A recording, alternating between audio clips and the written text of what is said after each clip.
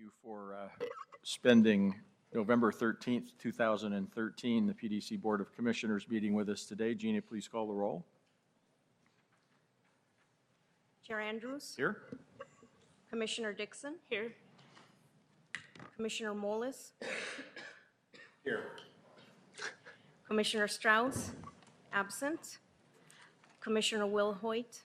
Absent. Okay, Commissioner Strauss was expecting to be here and ended up at the last minute getting called to Los Angeles. He's actually going to call in and be part of at least the last regular agenda item today. We'll start off with Commissioner reports. I don't have a lot to report. I did get an opportunity to meet with the leadership of the Lloyd Eco District a couple weeks ago to get an update in terms of their work and their enthusiasm for being the first district to really get off the ground and serve as a example for the rest of the districts that we like to get going. And I had a chance to speak at the OCOM of LEED event. The OCOM was awarded LEED Silver, and that was a lot of fun. They are doing way more than they expected to. It's been very, very successful, the move of the college to the new building. So it was another good event. Commissioner Dixon? I have the pleasure of being able to speak next week at the June Key solar panel array, which is going to be a ribbon cutting event on November 19th at 10 a.m. And I'm kind of the PDC rep for that project, which is like the project that never ends. And it's just continues to be a really exciting living building in our city. So I'm excited to be able to speak on behalf of that project and the good work that we provided for that project. Great, thank you. Commissioner Mollis? Have anything today, thank you. Thank you. On to Executive Director Patrick Quinton. Thank you, Chair Andrews. Good afternoon, Commissioners. Thank you for being here in person. I have a number of updates, but I want to start with the, this is the last board meeting that we're going to have before the employees who were laid off as part of our reduction in force before they depart.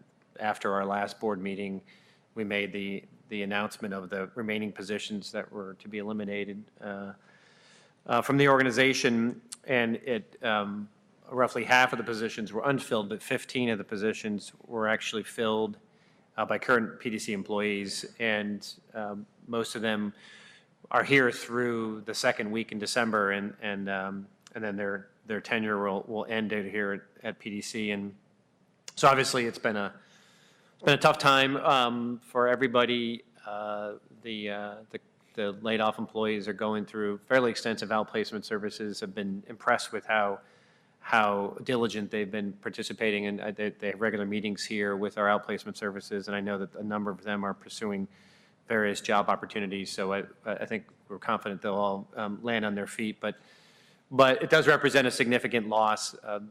Combined 131 years of experience to the agency. Once again, as we've reduced in size over the years, just the number of people that we've lost with significant institutional memory is significant, and so it is a big moment of transition for the organization to lose these employees and lose all that institutional knowledge. But once again, these are talented people laid off for functional reasons, not for performance reasons. So like I said, I'm hopeful that they'll all land on their feet. So on December 13th, you're welcome to stop by. December 12th, I think December 12th, you're welcome to stop by in the morning for our all-staff breakfast, holiday breakfast. But it'll be the event where we honor and say goodbye to the folks who are leaving the organization. And we still have a handful of people who are leaving the organization at the end of December as part of our early retirement program. So there would be more than 15 folks that we're saying goodbye to. Wanted to provide an update. It's been a really busy month from an international perspective for the organization. We've had our export plan in place now for over a year, about a year and a half, and I think things are finally beginning to show some real momentum. And I think, as you know, one of the main activities that we have under our export plan is what we call We Build Green Cities, and that's a brand and an initiative that is designed to promote our clean tech firms here in the Portland region, but connect them with opportunities around the globe. And so this past month, we've had people from either PDC or the city on the ground in 4 different countries working on behalf of local firms. So the mayor and the mayor's wife and their chief of staff were in China at the end of October.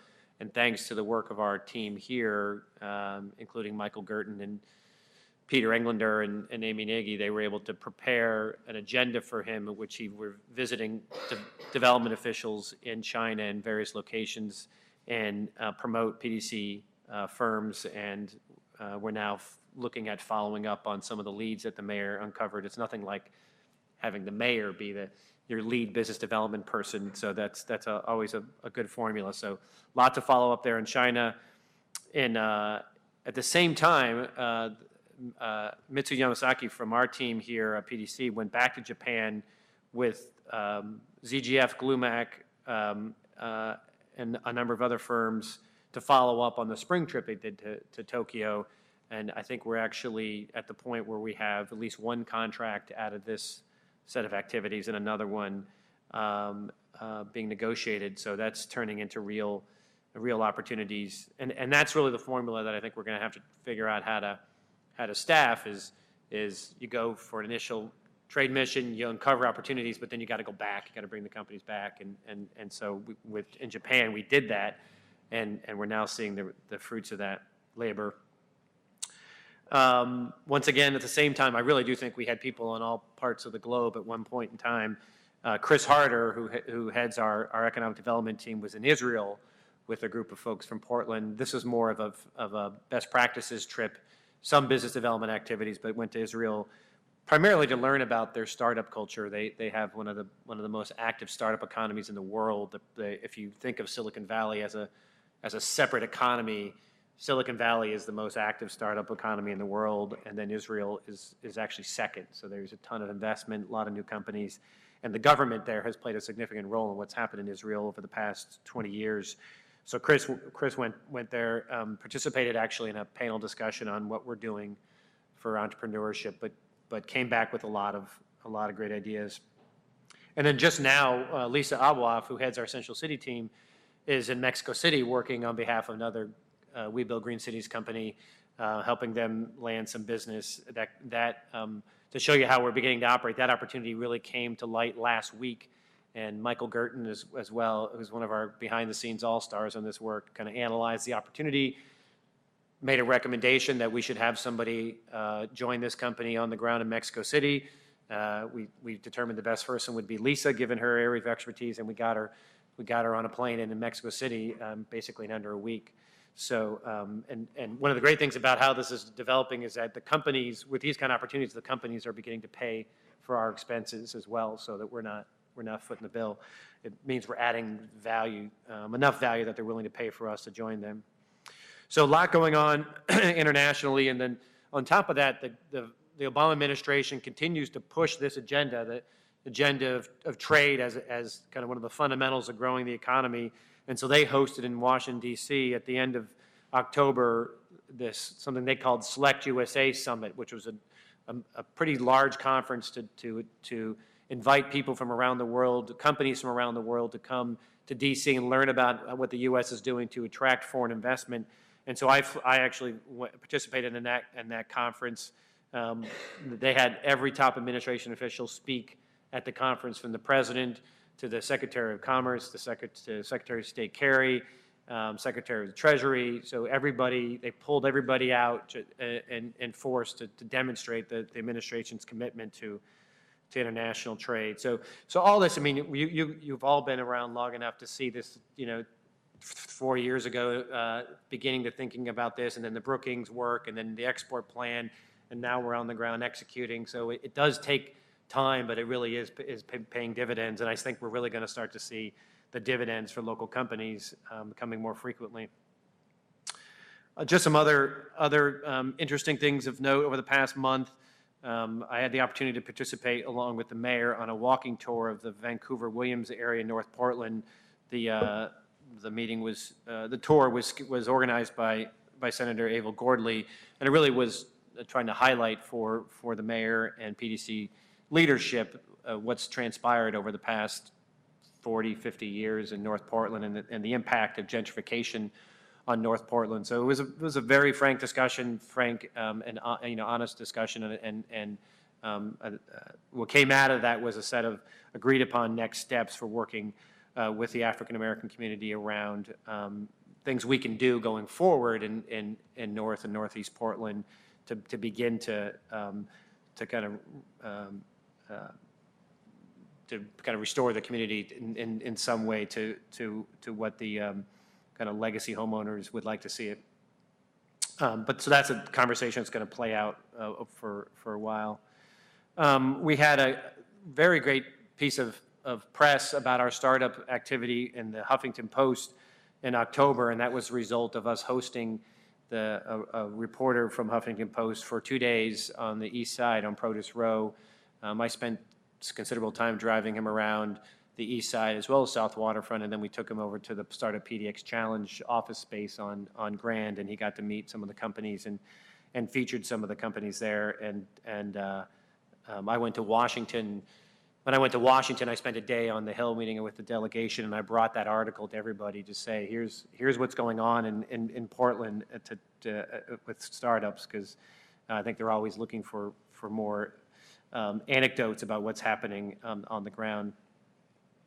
I was also interviewed by a film crew from Japan, documentary that they're shooting on they call it the future of spaceship Earth, but it's really looking around the world at what different cities are doing to promote sustainable development that is also taking care of the environment. And so Portland was featured in that documentary. And then I was in Chicago last week for a couple of days with the mayor as well, and Susan Anderson, who's the Director of Planning and Sustainability, and Leah Treat, our new Director of Transportation. We've been invited, the City of Portland's been invited to participate in something called the Rose Fellowship, which is sponsored by the ULI, the Urban Land Institute. And the City of Portland, along with the City of Indianapolis, City of Memphis, and Honolulu, will be 4 cities that are participating in a year-long study of each city is contributing one project as a challenge for us to think about, but for the whole group to think about. So cities will share their best thinking on their respective challenges.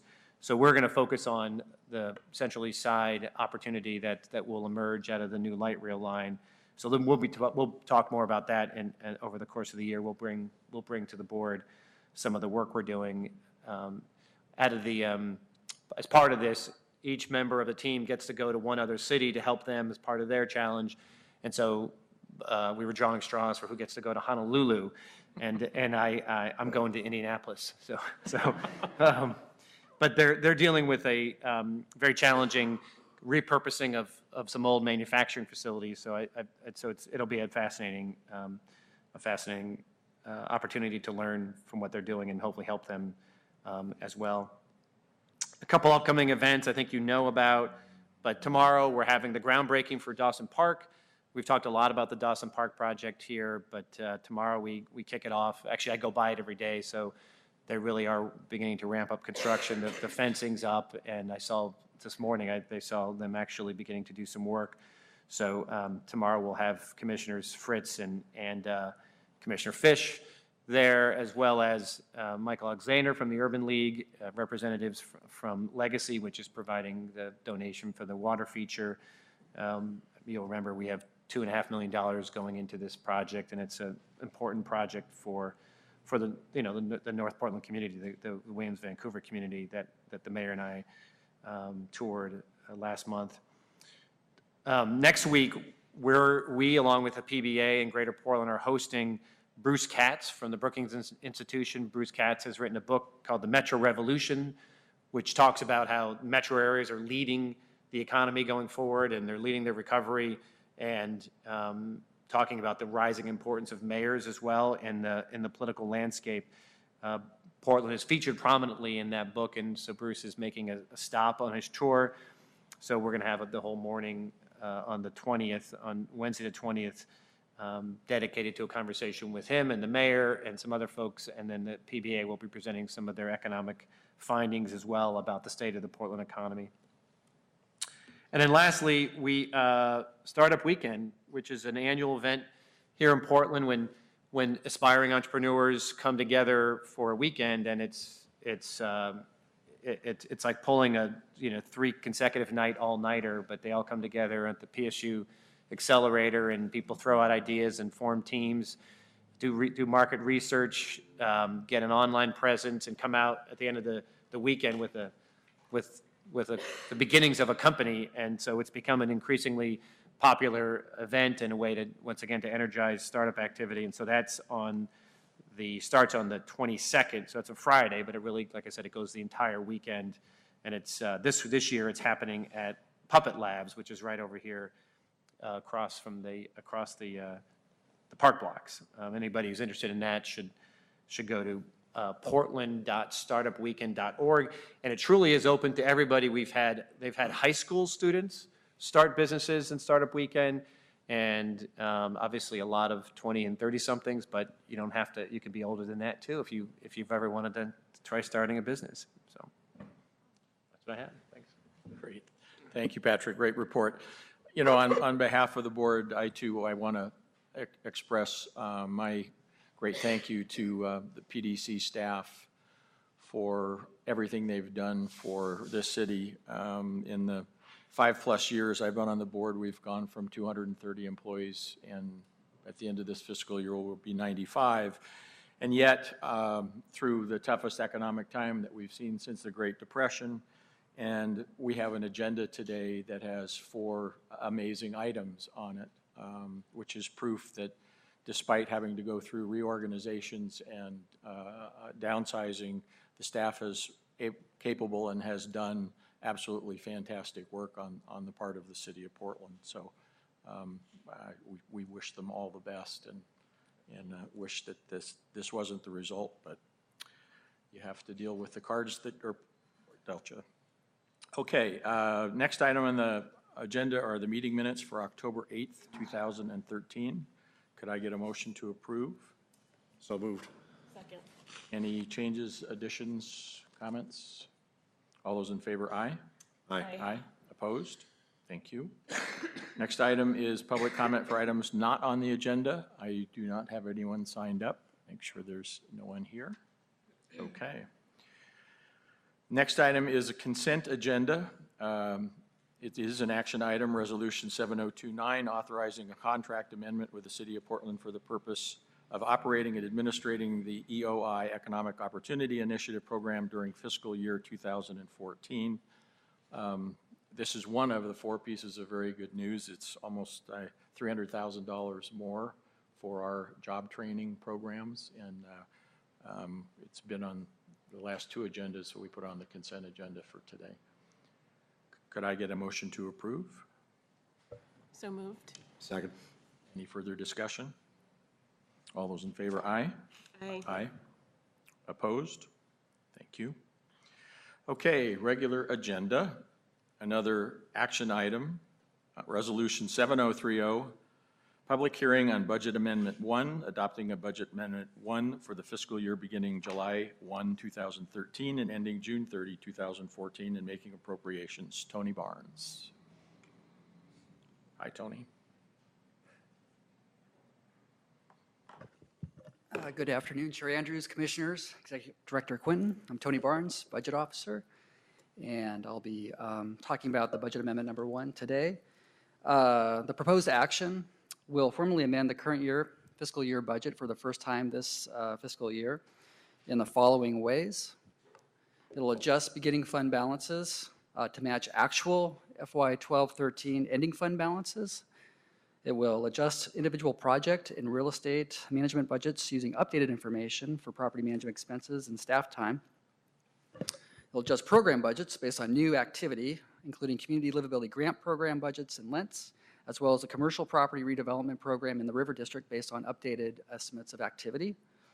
It'll also adjust the general fund to account for prior year committed carryover funds, as well as a funding exchange between the Community Development Block Grant resources in the Economic Opportunity Initiative Program. That was the prior item, as well as adjust the Portland Housing Bureau set-aside budget for the required carryover from last fiscal year for ongoing projects. So a quick look at the resources, the change in resources from the adopted budget, the budget that was adopted in June for the current fiscal year. In total, resources are increasing $36.7 million. This includes primarily a change in the beginning fund balance that I spoke of based on last year's ending fund balance. But there are also some additional revenue changes that we're taking into account. Those items include intergovernmental revenues, $537,000. That's represented by carryover funds as well as the CDBG contract amendment that was just addressed. There's a reduction in long-term debt, line of credit debt of $3.5 million in interstate URA based on need. Based on the higher beginning fund balance in that district, we will not need at this point in time to draw those line of credit resources. There's also reimbursements increasing about $548,000. That's based on updated estimates on environmental reimbursements in the River District based on site improvement work that's ongoing. So in total, slight reduction in revenue, but a total resource increase of $36 million across all the funding sources.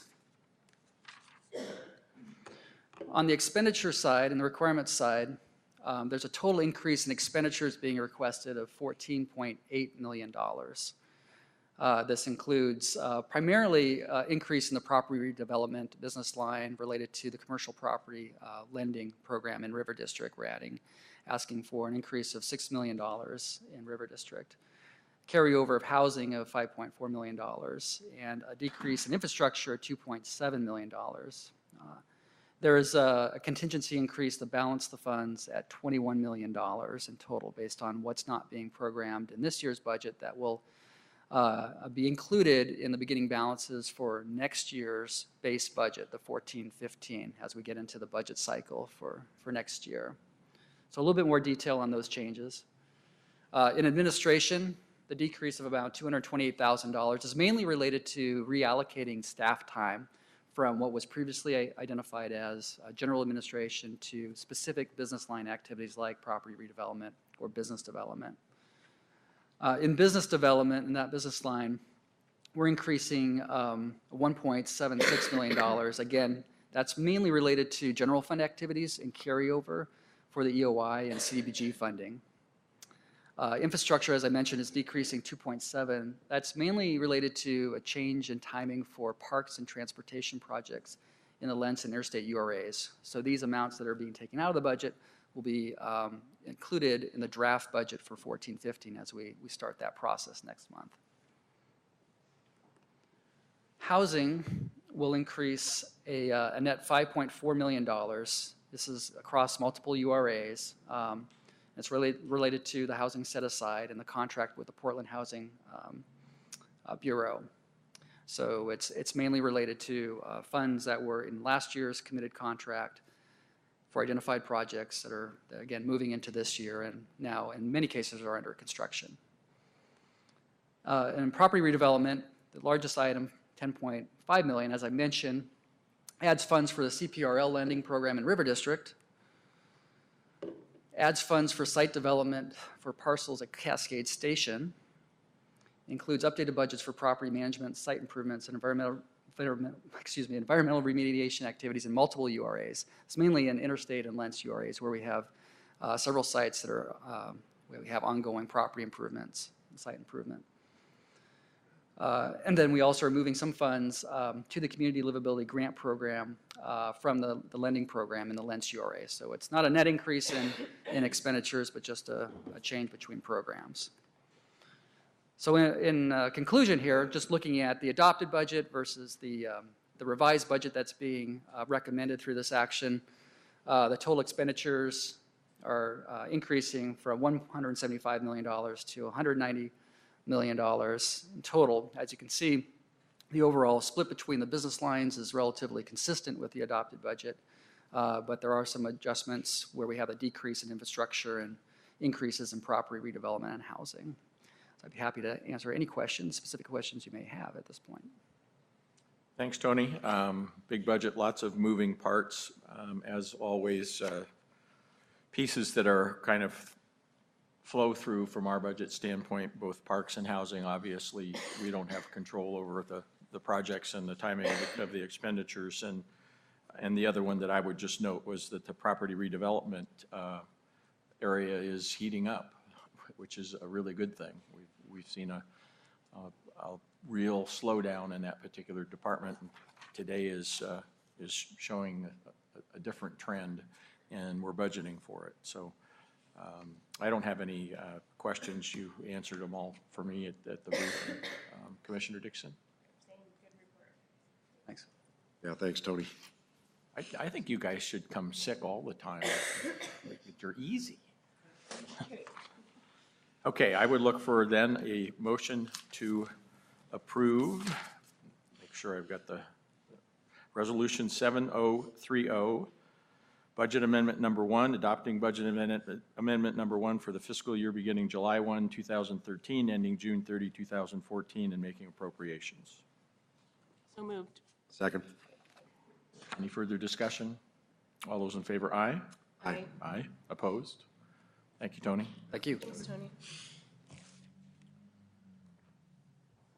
Okay, we've moved items around a little bit today based on people's schedule. The next one is actually item number 9. It is Resolution 7032, authorizing the acquisition of 511 Northwest Broadway, located in the River District Urban Renewal Area, authorizing a building lease of 511 Northwest Broadway to Pacific Northwest College of Art, and authorizing bridge and long-term financing to PNCA Holdings, LLC, in the amount up to $20,320. Gina and Bruce. Good afternoon. Thank you, Chair Andrews, Commissioners, and Executive Director Quinton. My name is Jina Bjelland, and I am the Director of Real Estate and Lending. And we're excited to be here this afternoon to propose to you the acquisition, lease, and loan of a historic monument and building here in downtown. And I would like to introduce Bruce Wood. Thank you, Gina. My name is Bruce Wood, and I'm a Senior Project Program Coordinator here at the PDC and the Project Manager for the matter before you today, PNCA's renovation of the building located at 511 Northwest Broadway. For almost 100 years, the federal building, originally the post office, has been serving our community. But similar to many of our historic buildings, the facility no longer met the needs of its original tenants and fell into disrepair, functional obsolescence, and decay. Over 20 years ago, the General Services Administration targeted the building for disposition. Several developers, architects, and contractors looked at the redevelopment. However, given the challenges, find a solution to preserve and repurpose the building wasn't found. Until today, when what I'll refer to as a perfect storm of opportunity presents itself before the board. An opportunity that is a result of the hard work started back in 2002 with a letter from former board chair John Russell, and then furthered by the efforts of so many people, and the commitment of an educational institution that has been part of this community as long as the building itself. Before the board is a request to authorize 3 concurrent actions. 1, authorize the acquisition of 511 Northwest Broadway from the General Services Administration. 2, authorize a lease of 511 Northwest Broadway to Pacific Northwest College of Art. And 3, authorize a commercial property redevelopment loan of up to $20,320,000 to PNCA Holdings, LLC. These approvals will start a process that, when finished, will produce significant public benefits, such as the renovation and repurpose of an iconic historic structure. It will bring long-term stability and credibility to the area. It'll serve as a bridge between the Pearl District and Old Town Chinatown. PNCA will activate the district, over 500 students and faculty, community events, and significant impact on surrounding businesses, restaurants, and other services in the area will all benefit from their presence in the 511 building. The 511 building will provide PNCA an ability to increase enrollment. It will become a place for community events. It will be a strong financial investment for the PDC that will provide income for other URA projects. As far as jobs, there'll be 400 temporary jobs. Approximately 50-plus jobs will be relocated from other areas that PNCA are in at the moment. But there will be additional employment as well as enrollment increases. And finally, the project will comply with our equity policies, our green building policy, and it will pay prevailing wages. A little more background. The building was completed in 1918. Like I said before, it was the post office. It was targeted for disposition for the past 20 years. It's seismically unreinforced and very difficult to repurpose. It's just not suited to demise for smaller tenants. So what it needed was a single tenant that could utilize the entire facility and marshal the creativity and persistence and expertise and the financial resources necessary to take on such a large, complicated project. So in 2011, PNCA approached the PDC, and we granted them a $740,000 pre-development grant. They matched that. Not only did they match it, they exceeded that. A little bit about Pacific Northwest College of the Art. It was founded in 1909. It offers 9 degree programs and 3 master's programs, 500-plus students. They're currently spread all over the place in multiple locations, including student housing facilities, and they have the Museum of Contemporary Craft. So back in 2011, they took on the challenge. Like I said before, the college matched a PDC grant of $740,000, and then they've spent over $2.5 million to date on making this project a reality. The college, with the assistance of a great team of people from Gurney and Eastland, solved the challenging construction issues and assembled a wide array of financial resources and programs to make it a reality. With our assistance that we will be fairly compensated for, PNCA can immediately move forward. So the board actions before you today are: 1, the acquisition of the 511 building. In order for the project to take advantage of historic tax credits, the building needs to be transferred through the Historic Monument Transfer Program from the federal government to the PDC. We will then in turn lease the property, which I'll speak to in a minute, to PNCA. The historical monument transfer process is at no cost to the PDC. The current appraised value is approximately $3.5 million. As part of the acquisition, we will conduct environmental and other due diligence. It all has to be completed prior to the transfer. And the transfer will occur simultaneously with the lease and loan execution. PNCA is also reimbursing PDC of all the costs associated with the acquisition of the building. The second action is the lease. Once the building is transferred to us, then we in turn lease it to PNCA Holdings, LLC, for a very long period of time, 99 years with a couple of 100-year options for $1 a year. But it is an absolute net lease. PNCA will be responsible for all costs of the property taxes, if there are any, insurance, maintenance, structural, everything will be the responsibility of PNCA. They're going to spend approximately $31.5 million to renovate the building, and they'll reimburse the PDC for all costs to prepare, execute, and manage the lease. The third action is the loan. It's a very large loan, $20,320,000 in total commitment. However, $12,710,000 of that is a very short-term bridge loan. The repayment of that loan has already been identified through 3 different sources. The historic tax credits will pay back $5,260,000 of that loan. That payment comes upon occupancy of PNCA. $3.8 million will be reduced from the new market tax credits. That allocation is still pending. And $3.65 million will come from a capital campaign that was started a while ago that has been wildly successful. PNCA to date has raised over $10 million in pledges. They've received over $3.5 million in cash to date. And some of the significant owners, those pledges add up to several million dollars, and that money is given over the next 5 years. The other part of the loan is $7.6 million in long-term debt. That debt is spread over 30 years, but after 10 years, it becomes relatively expensive, so we're giving them some incentive to pay us back before the loan terms.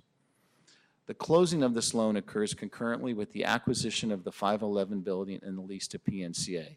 The goal is to try to close everything by the end of the year. There are many conditions preceding and due diligence prior to closing, and I've listed those in the board report and can answer any questions that you may have. Along with this loan, there are many operating covenants, restrictions, and reporting requirements that PNCA will need to comply with. We're acting truly as a lender in this case, and we are in first position. There's no other debt behind us. And the PNCA is going to renovate the building per their approved plans once they have this loan in place. As far as the risks, PNCA is investing $9.6 million of their own money in this deal. Almost a third of the project cost is coming from PNCA. $12.7 million of the loan is short-term. I looked at the repayment schedule, and almost $12 million is paid back within the first 3 years. Project costs, they're understood. They've already got building permits that are ready. They have a GMP contract with a very financially strong general contractor. As part of the due diligence, there'll be an affirmation of the significant donors and a review of the pledge agreements. As I mentioned before, all of this takes place at the same time. It will not close unless the historic tax credit closes with it. Insurance. There will be insurance in place to pay in the event of any kind of loss during and after construction. There'll be lockbox agreements in place. So when money is given to the pledges or to the historic tax credits, they will come directly to the PDC. The building value itself is in excess of the PDC investment, and there is no debt ahead of the PDC on the title. The lease is an absolute triple net lease. As I said before, there will be no cost for the building to the PDC. And finally, in the unlikely event that PNCA were ever to vacate the building, the PDC would have the ability to release it to other tenants. So, in conclusion, the actions today are: authorize the acquisition of the 511 Northwest Broadway building, authorize the lease of 511 Northwest Broadway to PNCA, and authorize a loan of up to $20,320,000 to PNCA Holdings, LLC. These actions are contingent upon two things: the satisfaction of all due diligence review, loan underwriting, and PNCA completion of conditions required to close. And finally, the executive director will forward a memo to the board prior to closing detailing how all the conditions in loan underwriting have been satisfied. So I'm happy to answer any questions. Before we do that, do we have some testimony on this too? Why don't we find we learn things through this process, so why don't we have you take a seat for a minute, and we will hear from Tom Manley, Craig Bortz, and Al Solheim.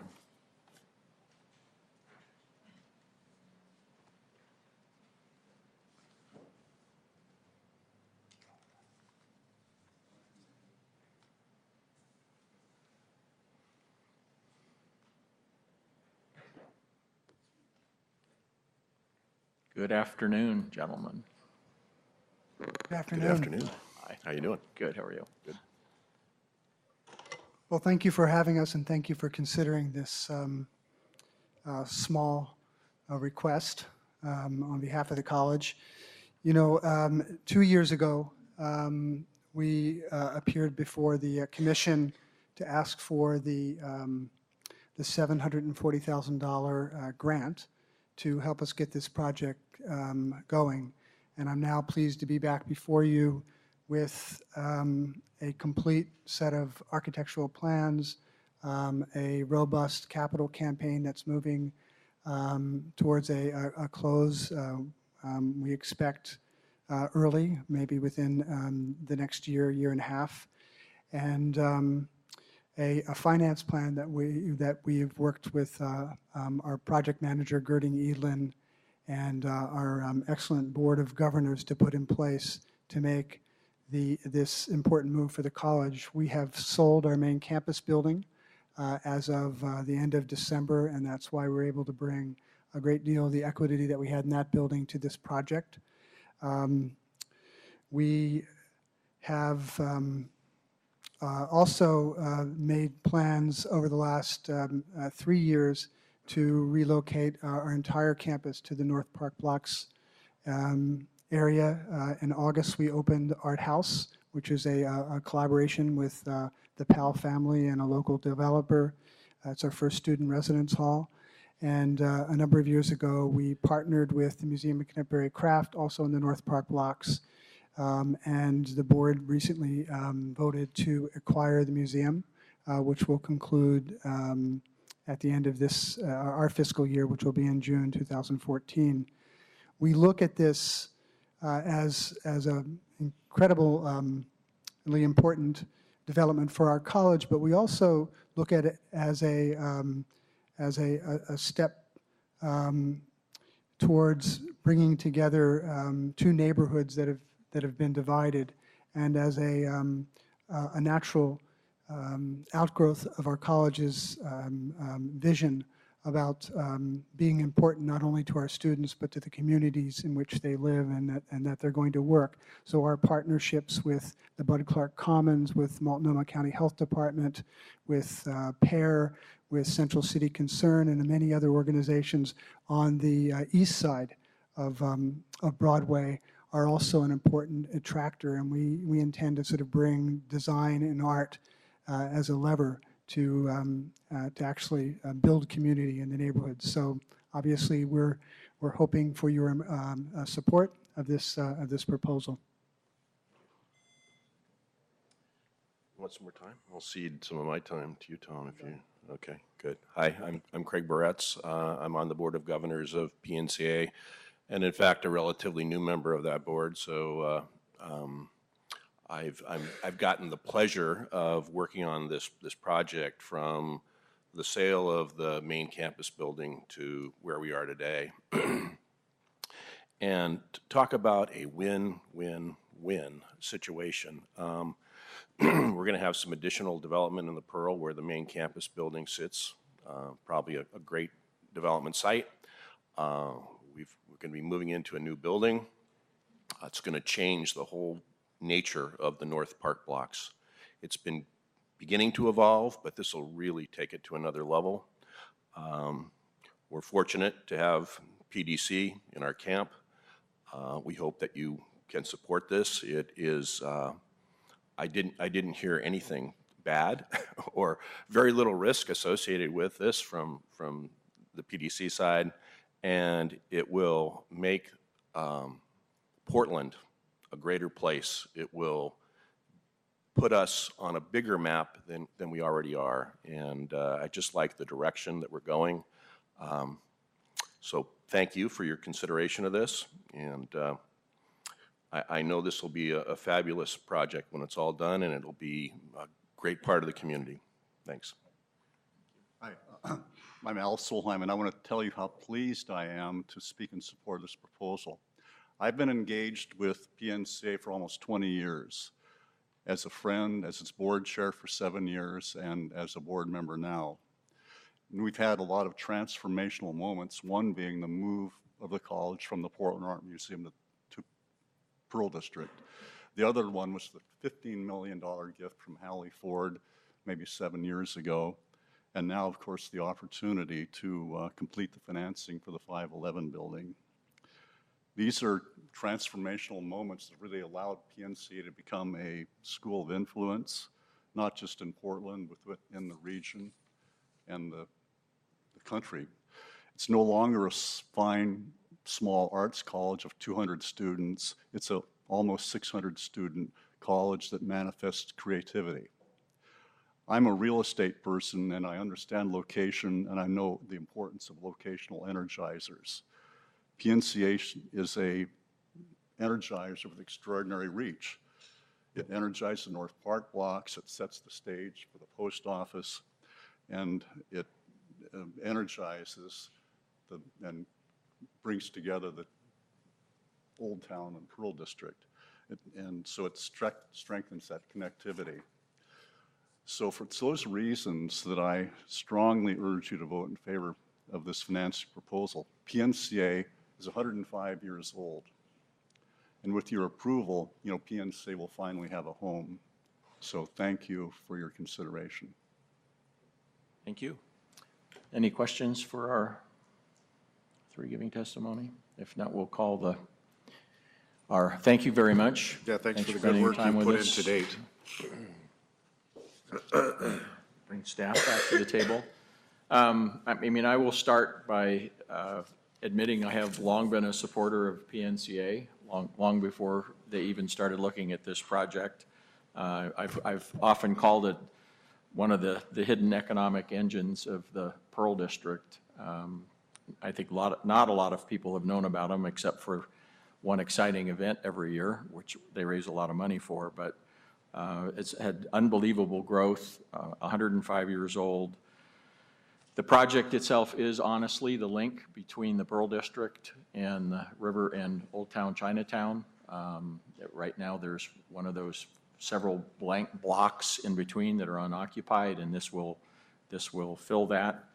And actually, I've got some recommendations to strengthen that, but I'm going to hold off till a little bit later. But $10 million in contributions already from the community, a loan that goes from 20 to begin with to probably around 7 within 3 years. A building that is going to be a fantastic building at the end of the day. I've had a chance to tour it prior. About a year ago, I think, was as they were putting the plans together. And from a risk standpoint, not only is the organization strong, but I will say, I was kind of joking at the presentation, 10 years ago, I would look at that building and say, this is really a special use building. But today, we have some huge creative companies that frankly have no place to go.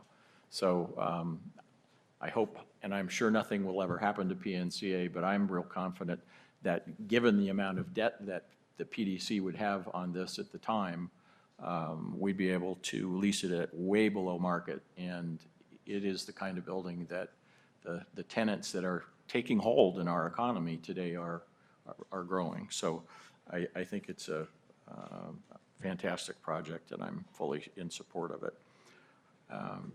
And I'll come back to my little ideas at the end, but Commissioner Dixon, you have thoughts, questions?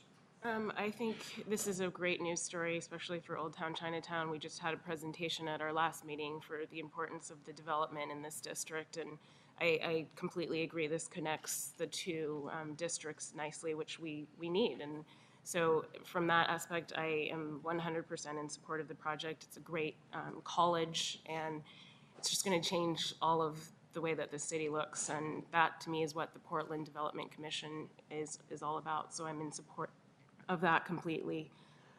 Is this one of our largest loans to date? Do you know? One of.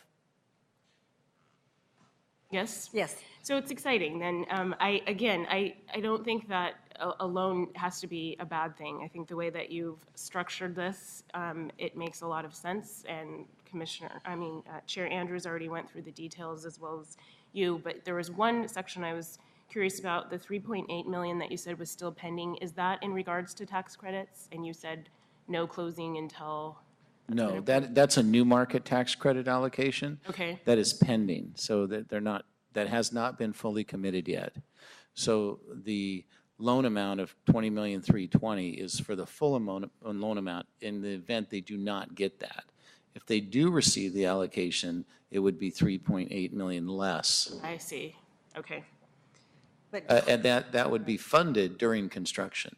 So those loan funds never even go out. That allocation, they receive that cash during the construction. Okay, that's what I wanted to understand what that. Well, I can also clarify, I think what you were talking about when you said that the HTCs, which are the historic tax credits, that's the portion that will be funded at closing. That will be a part of the closing transaction. the new market's coming after that. So it's two separate I see. tranches of two totally different type of credits. But within 3 years, you would actually have reduced a large chunk of that loan, is my Yes. understanding. And there's just 7.6 that's a long-term loan moving forward with an accelerated interest payment as the time progresses. Okay. I also love what you said, Bruce, which was the perfect storm of opportunities. I think that we need to capitalize on all of those, and I think this is a great move in regards to that. So thank you for your presentation. Thank you, Commissioner Mullis. Yeah, this is, I think, the most complicated proposal that's ever come before the board since I've been on, and we spent a fair amount of time walking through it yesterday in my briefing, and I came away with a very good level of confidence. Just like Chair Andrews said earlier, I don't think PNCA is going to do anything but prosper and grow in the future, but in the unlikely event something would happen, I feel we're very comfortably covered to where this board or future boards aren't going to be, sitting here going, what in the world were you guys thinking of at that time? And that's really important. We need to be creative, but we need to be cautious. And I think this is a good blend of the two. How long has that building been sitting empty? Well, there's been a small tenant in there for just until recently, the Department of Homeland Security. Okay. But I don't know for sure, but it's been a very long time. Vacant or Portions of severely it have been- underutilized for yeah, a long time. So, and I appreciate the presenter's remarks that you're going to be paying close attention and interacting with both neighborhoods, the Pearl District and Old Town Chinatown, both very unique neighborhoods with different sets of needs, and the nonprofits as well. I think that's great. So thanks for that, and thanks for that follow through in advance. So, and it is a marvelous old building, and to have that reutilized and repurposed and back in use again, what a great opportunity. So, thank you. Thank you, Commissioner Mullis. Patrick, congratulations. I think this is really out-of-the-box innovative thinking that both creates revenue for the organization and gets a really, really important project off the ground. Yeah, I appreciate that, and obviously great work by staff, by Jina and Bruce on this. It was an idea that started with a conversation with GED, and we kind of ran with it, but these guys, made it real. So I think it's really great staff work, and just from a historical perspective, I don't know that off the top of my head we can pull out what's the largest investment, but we've made big investments or grants, if you want to be more blunt about it, but I don't know that we've made a loan like this, structured like this, of this size. So it does represent a fairly new moment for us, and obviously, as has been mentioned, the structure is fairly new for us. There's been talk about how this loan looks more like a market rate loan, and in some respects, the return that we would expect to get on this does look like something you would see in the market. There still isn't a lender out there that can do this deal like we've structured it. So it's still, the role that we play is still unique on a deal like this. You could cobble together a lot of different lenders and maybe get to the same financing package, but there isn't a lender that can take the kind of risk, that can be the kind of patient lender, as well as do the ownership piece, and without making the transaction costs prohibitively high for the institution. So I do think this remains a role for a public agency like PDC. We're not in any way trying to push out private lenders. Like I said, to my knowledge, no one else is going to step up and do the deal the way we've done it here. So I feel like that's an ongoing role for us, and hopefully it will continue to help with our long-term resources as well. So, right. Okay. Well, the one thing that I wanted to add and make a request of PNCA, and I'm not sure XTAC actually has to be a part of the agreement, but as we stated, this project is really the link between the Pearl District and Old Town Chinatown. And we have just announced with the mayor's office a new action plan and some community partnership opportunities. As part of our pre-development loan, there was a piece of it that is still set aside that's available for master plan activities, and that part hasn't been completed. And what I'd like to ask and what we'd like to see is that that PNCA and that master planning process move forward. I think we've extended it a couple times. Makes perfect sense in the economy that we have, but we kind of like to see it completed, and we really like it to see focused on how we really connect the Pearl to Old Town Chinatown with a real look at the across Broadway piece.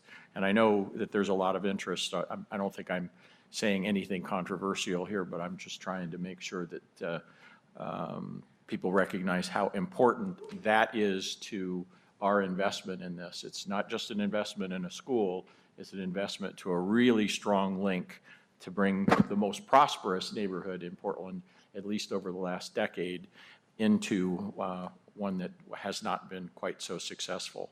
So there's many opportunities here in terms of working with PDC and PBA.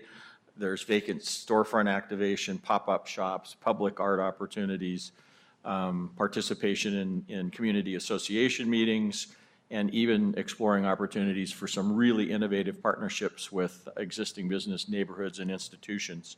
University of Oregon, Oregon Leather, Aurochs, Hand-Eye Supply, Future Startup Challenge. I mean, it goes on and on and on. So again, I'm not sure that needs to be memorialized in any way, shape, or form, because there's a lot of moving parts moving forward. But the commission would like to get that piece going in the fairly near future. I guess I would suggest that when we report back to you on the due diligence items, the memo that Bruce referenced, that we will provide back to you, given the number of risks that we have to underwrite in this transaction, maybe we can, as part of that, provide back a report on our work with PNCA around how the master plan will get finished and incorporate the things you talked about. Great, thank you. Anything else? I had one other comment. I also noticed that you mentioned our equity policy and our green building policies are applied to the building of this project, and you may not have announced who the general contractor is, but I would assume that whoever they are, they'll be able to comply with all of those policies that we have in place. And again, that's a good news story because it's a big project, and it gives experience to those subcontractors out there in the minority and women-owned business and emerging firms the opportunity to work on a historic building like this, which again produces good news for everyone. So I'm assuming that we'll be able to get reports and updates as to how those policies are being implemented throughout the construction of this project. And the answer is Yes. Yes. Yes. good answer. Anything else, John, Patrick? All right, I would look then for a motion to approve Resolution 7032, authorizing the acquisition of 511 Northwest Broadway located in the River District Urban Renewal Area, authorizing a building lease of 511 Northwest Broadway to Pacific Northwest College of Art, and authorizing bridge and long-term financing to PNCA Holdings LLC in the amount up to $20,320,000. So moved. Second. Any further discussion? All those in favor, aye? Aye. Aye. Aye. Opposed? Thank you very much. Oh, congrats. Yep, thanks.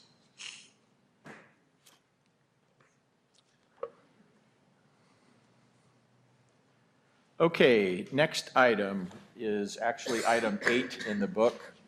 It is also an action item, Resolution 7031, authorizing a development loan with Daimler Trucks North America LLC in an amount not to exceed $8 million for construction of a parking garage to support a new headquarters building in the Interstate Corridor Urban Renewal Area. Ms. Harder.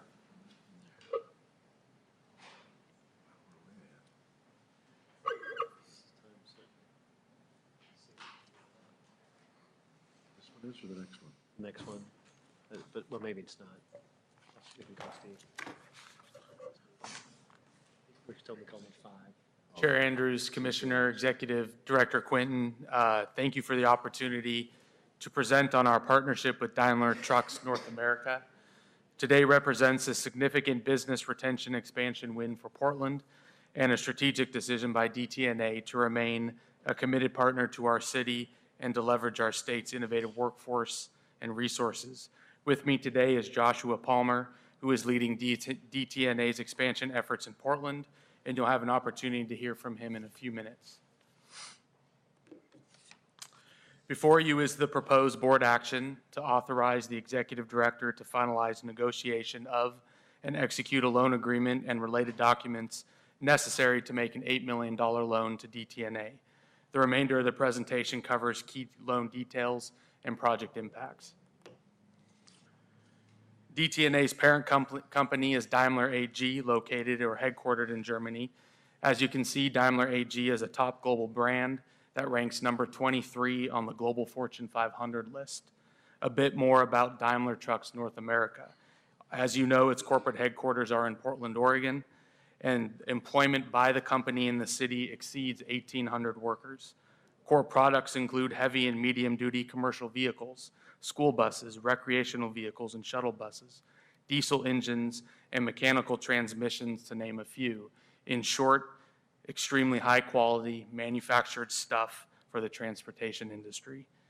DTNA brands include Freightliner, Western Star, Thomas Built, and Detroit Engines and Components, the who's who of the transportation industry.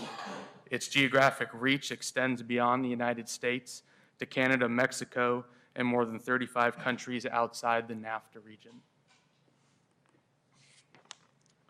DTNA's expansion is focused on two projects: the construction of a parking garage and a new corporate headquarter building, which is pictured. The 265,000 square foot corporate headquarters building will serve two distinct functions. The first being to merge DTNA employees currently located in offices separated by the Willamette River, and second, to accommodate approximately 400 new positions in Portland that the company will need in conjunction with future business growth. The total project requires $152 million investment and is expected to be completed in 2016. To support DTNA's expansion, the city and PDC are prepared to offer an $8 million business incentive fund loan out of the interstate URA. PDC's loan will leverage more than $17 in private investment for every $1 of PDC investment. In addition, the loan will leverage an additional $5.7 million in public funding from the state of Oregon and Port of Portland. I'd like to highlight several of the project's key community benefits. DTNA will be in full compliance with PDC's adopted equity policy and procedures, which include progressive goals around MWESB contracting and apprenticeship diversity in hours. The equity policy will be applied to both the parking garage and the corporate headquarters. Corporate office building will meet a minimum of LEED Silver, and the full project will comply with Oregon's prevailing wage law. There are several loan exceptions that require board approval. The first, the loan exceeds the maximum loan amount of $2 million. The second, the loan is structured with conditional loan forgiveness and a 5-year deferred interest-only period. The conditional loan was structured to allow sufficient time for construction and a job creation compliance period. And third, the proposed conditional loan does not include any collateral or guarantees. However, our underwriters have concluded that the waiver of collateral and guarantee risk is supported by historical and projected income to DTNA. Conditional loan forgiveness requires that DTNA retain existing baseline employment of approximately 1,800 employees and hire and retain 400 new employees over 5 years. I'm not going to spend a lot of time discussing the E-Zone agreement with DTNA, but would like to share a couple of highlights since this is a complementary program being utilized by the company. Through the E-Zone program, DTNA will receive an estimated $7 million property tax abatement over 5 years. E-Zone community benefits include local workforce training and small business support, commitment to full benefits and wages that exceed 150% of the Oregon minimum wage, a first source hiring agreement with WorkSource Oregon, the creation of a procurement plan with the goal of increasing local purchasing and transit support all standard to the E-zone program. Before turning the presentation over to Josh, it is worth acknowledging the economic impact of DTNA's decision to remain and grow in Portland. Over 15 years, DTNA will pay approximately $38 million in new property taxes due to occupying a new corporate office building and parking garage. The project represents a unique opportunity to advance the city's economic development strategy as it supports the retention of more than 1,800 existing jobs and the creation of at least 400 new Portland jobs with an average wage of $80,000 at a prominent global manufacturing company, not to mention the catalytic benefits of retaining a prominent corporate headquarters in our city. As part of DTNA's expansion announcement, the company set aside a $330,000 donation to support Daimler's Education in Motion campaign, a collection of corporate giving initiatives to benefiting STEM education and career and technical education programs in 34 Portland Metro and Southwest Washington schools. Finally, this project confirms DTNA's long-term commitment to the city of Portland. I'd now like to turn it over to Josh for him to say a few words on behalf of the company. Thanks, Chris, and good afternoon, Commissioners and Director Quinton. Thank you for the opportunity to tell you a little more about the project. I'll try not to be redundant of what Chris has already told you about. But as you could tell, for those of you who may have attended our press conference a couple months ago and heard from our President, Martin Dama, when he spoke about this project, we are extremely excited about this project, and we think there's a heck of a lot of reasons why the city of Portland and the citizens of Portland should be excited about the project as well. I'm not going to go into all of those details, but I'd like to just touch on a few of those reasons for our excitement and hopefully our collective excitement. But before diving into that, let me just tell you a little bit about who we are.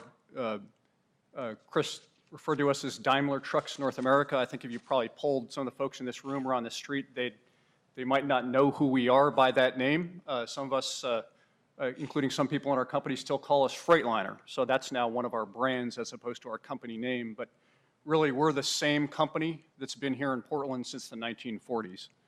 And so when we talk about DTNA's connection to Portland, really we have to hark back to the 1940s. We had really our first real truck plant over on Northwest Quimby Street in Northwest Portland. I think it's been repurposed as a Lucky Lab. But if you want to go on a truck plant tour, apparently they'll still let you look at some of the same timbers that were there when we were building our first trucks there. So to say that we have our roots here in Portland would probably be an understatement. We've now moved across the river, as you well know, changed our name since the early days. But we've been over on Swan Island now for a long time. Currently, as Chris alluded to, we've got roughly 1,800 plus white-collar folks in our corporate buildings, a number of corporate buildings over there. We manufacture Western Star trucks over there in our truck plant. That's on top of the 1,800, that blue-collar workforce. And in effect, we've had our corporate headquarters and campus over there on Swan Island for a number of decades now. So again, we have had and will continue to have a connection to Portland. And I think this commitment that we're now on the cusp of making to Portland really signals our clear intention to be here for the long term. And I think that was somewhat in doubt, to be candid, a few years ago. We have looked at other opportunities in other states. There was a time when we moved some folks to a different state, and I think there was a lot of rumors going around that the rest of the company was going to follow. So I think this commitment and this investment in Portland really, again, signals our clear intention that we're here for the long haul. I mean, as Chris indicated, as part of this loan commitment, should you approve it, we're prepared to make a 20-year plus commitment to stay here in Portland. We're prepared to commit to bringing new jobs here to Portland, and this is really where our growth is going to happen. And if everything goes as we planned, there will be growth and potentially significant growth here in Portland. In terms of the project itself, and frankly, we wouldn't be here and we wouldn't have made, and our Daimler management wouldn't have made the decision that they've made to go forward with this without the state and local support a part of which you're being asked to approve today. So really that was fundamental to the decision of Daimler management to go forward with this not insignificant investment. In terms of the project itself, we're talking about a 9-story, 265,000 square foot corporate headquarter building, which will be one of 3 primary headquarters buildings on Swan Island. We're targeting a LEED Platinum building, so we think this will be a highly energy efficient, very sustainable building. We're going to build a parking garage to support the additional folks we're going to have on the island, and we're looking to use this building to bring together our white-collar workforce and accommodate future growth. So in addition to that, we're going to be sort of enhancing our overall campus, a significant piece of which is, some of you may know, there's a greenway trail along the Willamette River that runs along part of our current campus. It's sort of broken up currently by sort of this sprawling Portsa Call building, which some of you may have visited before. The Shenanigans restaurant used to be over there. So it's really not a very functional piece of the Greenway Trail today, and as part of this project, we will work with the port and with the help of the state to connect what are essentially 2 broken pieces of that trail into a unified trail, and of course, make that much more usable for the public, and particularly for the folks in some of the north and northeast Portland neighborhoods that surround Swan Island. So, I think it goes without saying that the investment we're making here will put tens of millions of dollars into the local economy, hopefully give the construction industry and trades here in Portland to help that industry continue to get back up on its feet.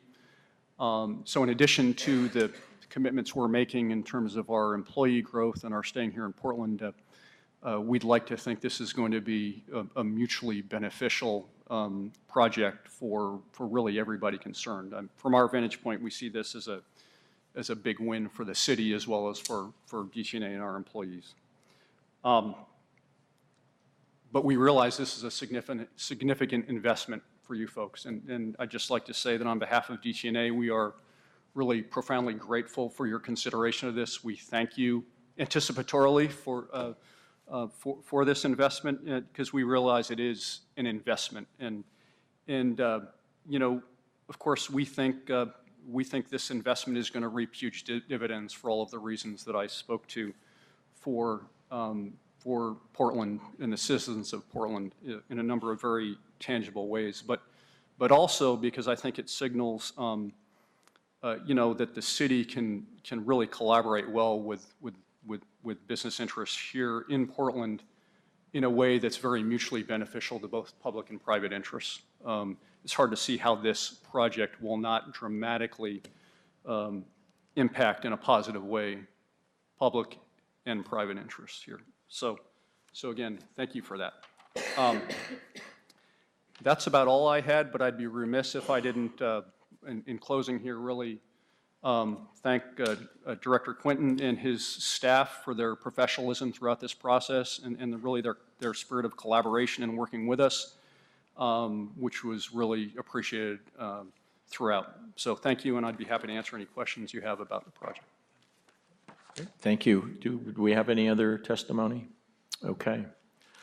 Thank you, Mr. Palmer. I really appreciate your presentation and comments, and obviously we are very, very excited to have your organization, Daimler, reaffirm Portland as its home.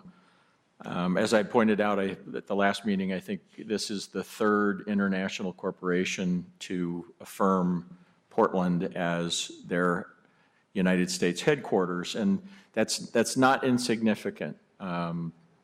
Having grown up in Portland, having done business in Portland for 35 years in the office space business, and seeing a number of regional offices come and go, because unfortunately the system that we work with, economic system, does cycle up and down, and what tends to happen is that the regional offices get closed when times get bad, and they take them back to the home offices. So it is really important to have some home offices, and not just a city of regional offices. And there are other companies, but these in particular were, I think, we worked hard and we appreciate both the investment and the thought behind staying in Portland. I was really glad to hear you make clear early that the MWESB lead and prevailing wage programs are covering both projects. I know there was some concern on some of the commissioners' parts that the packet wasn't entirely clear. And in fact, we probably are going to have to change the resolution to make it more clear, because the resolution only references the garage with regard to those items. See any problem with that? Do you see any problem with that? Okay. No. Perfect. Thank you. I mean, to keep 1,800 jobs and grow another 400, absolutely phenomenal. Commissioner Dixon. Thank you for your commitment to staying here in Portland. I agree with Chair Andrews. It's important that we have companies that want to be here and are committed to staying. Obviously, you've been here for a long time, but you're just reaffirming your commitment to our city, and we're appreciative of that. Why would you want to be anywhere else, though?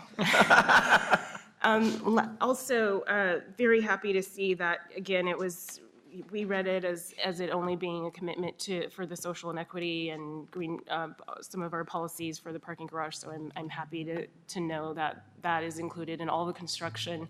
And if you choose a good general contractor in this town, which there's a lot of them, it should not be a problem. So definitely go for a good general.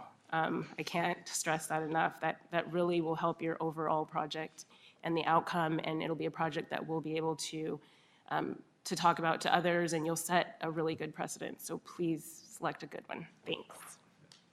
Thank you. Commissioner Mullis. Well, Mr. Palmer, after you did such a nice job of not being redundant for Chris Harder, I'm going to be redundant for my Chair Andrews and my fellow commissioner. To me, it's a triple win. The commitment to keep the corporate headquarters here, that's a big deal. Adding 400 new jobs, retaining the jobs, that's a big deal. Adding 400 new ones at $80,000, that's a big deal. And coming from the construction industry, we're certainly in better shape than we were a couple years ago, but we're not at full employment. And even when we hit full employment, it won't be the same full employment as it was 5 years ago, because probably in some instances, 20% of our members moved on and did something else because they didn't have any work for 2 or 3 years. So this is a huge deal for our industry. Again, I'll reiterate my appreciation for your willingness to step up and agree that the whole project, both buildings, are covered by our equity policies, which include the MBE, WBE, contracting, the apprenticeship, and the prevailing wage. Those are values that we've established here at PDC that are important to us and to the community. So that's greatly appreciated. This is a big win, and we're very appreciative of your commitment and your investment to stay here. Thank you. Thank you. Patrick, any Yeah, questions? just want to thank Josh and his team as well. We appreciate the kind words about the work we've done. These are the kind of projects we'd love to work on. But you guys have been great throughout. I know it was a long process, but big projects take that long. Projects of this magnitude take that long. So we were always obviously willing to stick it out as long as it took. So thanks to you and your team and your management. We really appreciate your commitment to the city. And if I could just add, I think Andy Reed, who's on my staff, and then Eric Iverson, our general counsel, put a lot of time over probably more than a year in partnership with Daimler on this. So I'd like to acknowledge them as well. Thank you. Others as well. It wasn't just them. But. And also, I have to come in on this is actually, we've been working on this for quite a while, and I'm really impressed that both the staff and your company has been able to keep this out of the limelight as long as we were able to do it. So I'm going to look for a motion to approve resolution number 7031. I think I'm going to suggest that somebody Yeah, we move need that we, I think you need to make a motion. Someone needs to make the motion, right, with the amendment, yeah. so where I'm looking as at amendment in resolution 7031, second paragraph from the bottom, it talks about the loan terms require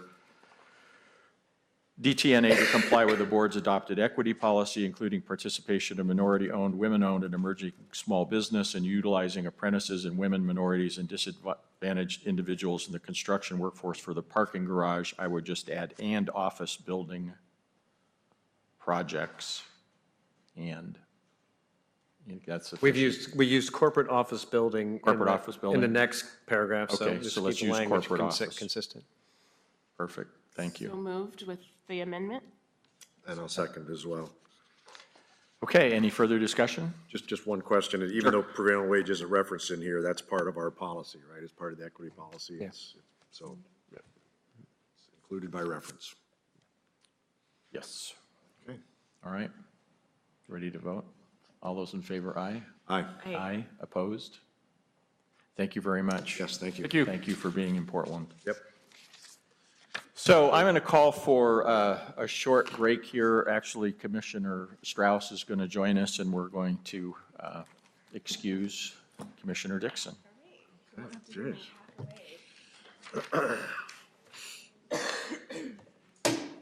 All right.